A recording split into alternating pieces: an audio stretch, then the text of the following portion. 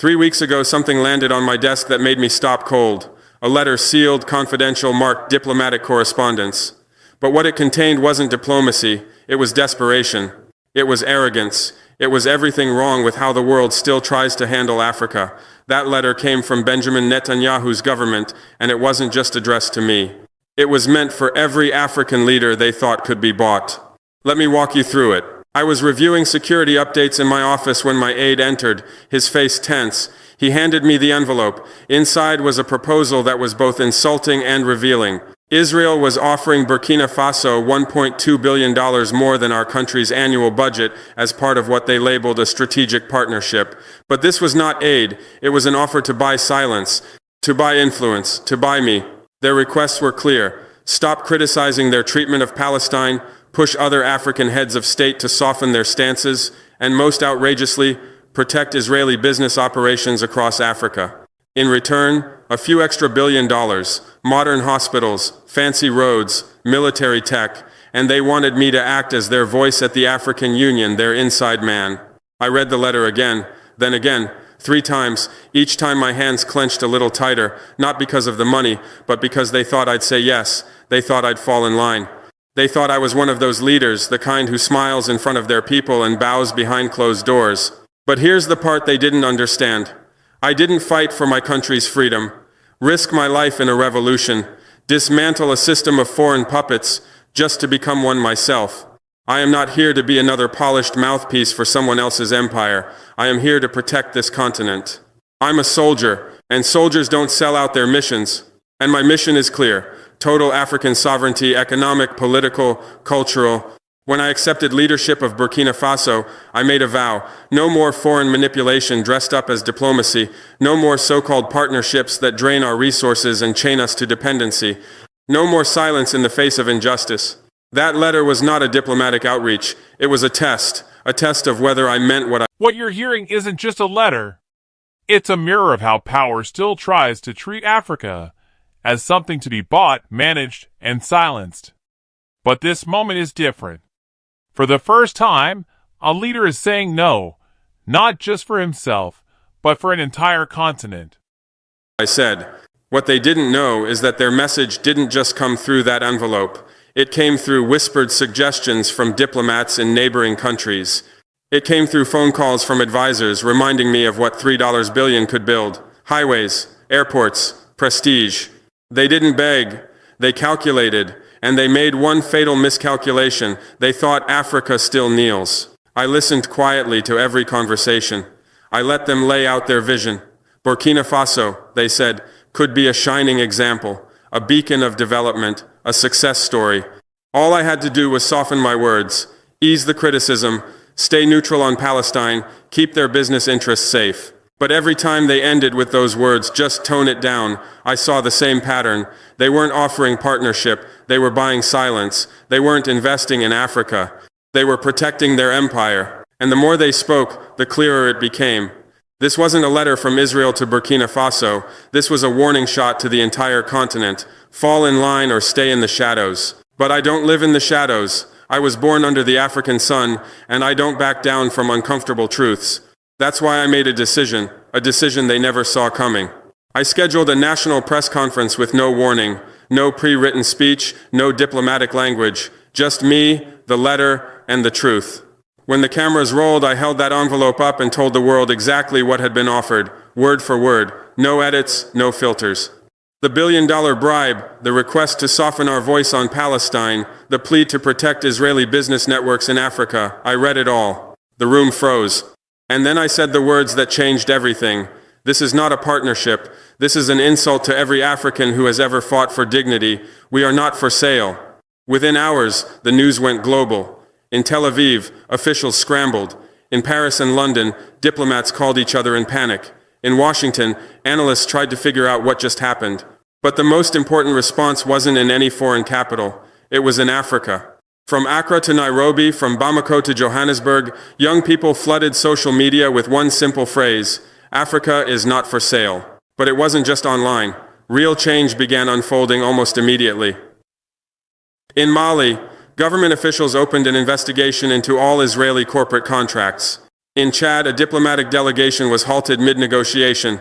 Ghana's usually neutral president made a rare public statement of support. South Africa praised our stance as a turning point in African leadership. University students across the continent organized rallies. Protesters held signs that read, "We want roads, not bribes."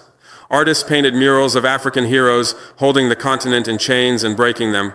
The youth had found a voice, and it wasn't mine. It was their own, and it had been waiting too long to be heard. The wave didn't stop there. A student-led coalition called the Uncompromised Generation emerged, demanding full transparency on every foreign contract signed by their governments. In Kenya, students took to the streets with megaphones. In Senegal, they wrote letters to parliament. In Egypt, debate clubs turned into strategy sessions. This wasn't about me anymore. It was about what I represented. What terrified the foreign powers most was this. We had stopped whispering. And we weren't asking anymore. We were demanding. Netanyahu's office issued a statement calling my disclosure deeply regrettable. French officials warned of diplomatic strain. Some global newspapers ran headlines like Traore provokes crisis. But here's what they failed to grasp: I wasn't provoking, I was exposing. And exposure is always uncomfortable for those who benefit from darkness. American diplomats reached out through back channels. They wanted to know if this was personal or if something larger was brewing. My answer was simple. You've been playing checkers on a chessboard. The rules have changed. What came next solidified the moment. I gave a spontaneous speech at the University of Bobo Dioulasso. No notes, no script, just truth. The auditorium overflowed with students, some standing outside to listen through the windows. I told them, for decades they told us to sit down, be quiet, be grateful for crumbs, smile while they take everything. But look around, you are the future, and the future doesn't kneel. The response was thunderous. Thousands of voices rose as one. That roar didn't sound like protest. It sounded like a generation waking up. They didn't want pity, they wanted purpose. And for the first time in decades, they saw that leadership wasn't about handshakes behind closed doors. It was about truth, transparency, and trust. Then came the real question from the students. What's next? They didn't want just speeches, they wanted solutions. So I gave it to them straight. We audit every deal. We end raw exports and build factories. And here's where history shifts. What began as one leader exposing a secret deal is now a movement stretching from Accra to Nairobi. It's no longer about a bribe rejected. It's about a generation rising, demanding dignity, and building its own future. We launch African banks, satellites, and tech hubs. We stop asking for seats at their table and build our own.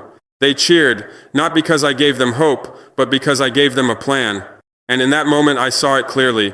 This wasn't just a moment, it was a movement.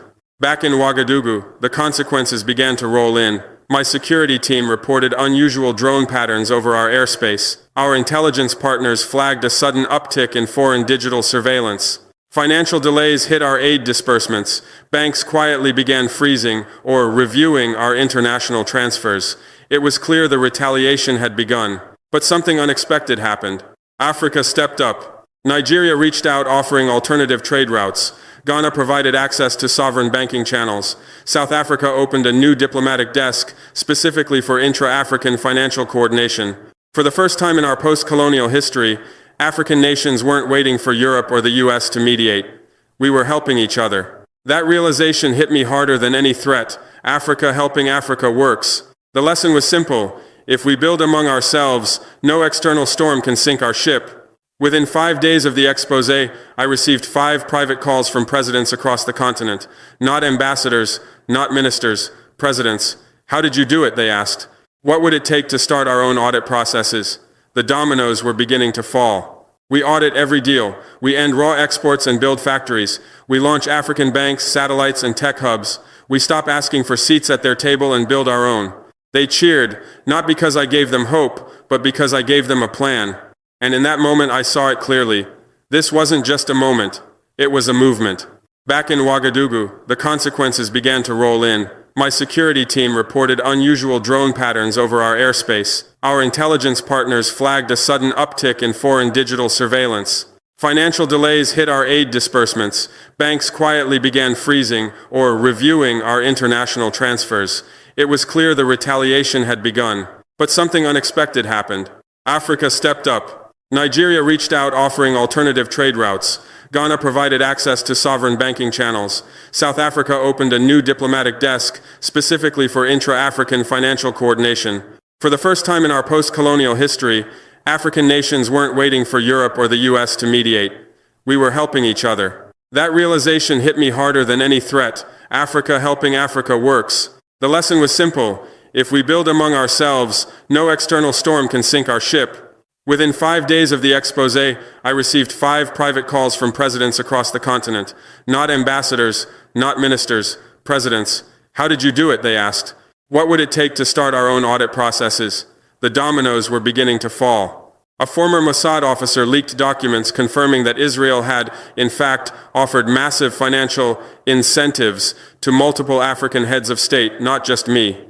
The documents listed amounts, targets, even timelines. And the worst part? Some had accepted. But they hadn't counted on one thing, someone exposing the whole system. Suddenly, Africa's media wasn't chasing scandals, it was chasing transparency. And I doubled down. I introduced legislation in Burkina Faso requiring all foreign investment offers to be made public within 72 hours of receipt. No more secrets, no more backroom deals. My cabinet was stunned. Some called it political suicide. But within days, young activists in Senegal, Kenya, and Rwanda began petitions demanding the same from their governments. The ripple effect was unstoppable. Even Western analysts had to admit it. Traore didn't just reject billions, he rewrote the playbook. And yet, the most powerful moment of all came not from me, but from a small letter I received from a 9-year-old girl named Amara. Her mother was Nigerian, her father, Ghanaian. They lived in London. The letter read, "Dear President Traore, they laugh at me at school when I say I'm African. But after your video, I'm proud again. Thank you for standing up for us. Love, Amara." That letter broke me. And then it built me again. Because it reminded me who we're really fighting for. So I recorded a video, just me, looking into the lens. Amara, I'm proud of you. And if one day they ask you why you're proud of your roots, just say because we don't sell our souls. We rise, we build, and we belong. That one clip became the most watched African video of the year. In the end, they tried to buy silence, but they bought a revolution. Not a revolution of weapons, but of self-worth. Not of fire, but of facts. Not with borders, but with unity. This isn't just Burkina Faso's story anymore. It's Africa's Lestar, and it's just getting started. I am Ibrahim Traoré. I am African, and I am not for sale.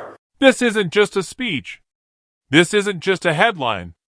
It's a turning point for Africa, a new chapter written not by outsiders, but by Africans themselves. From whispers to a roar, from silence to a revolution of self-worth, the message is clear. Africa is not for sale.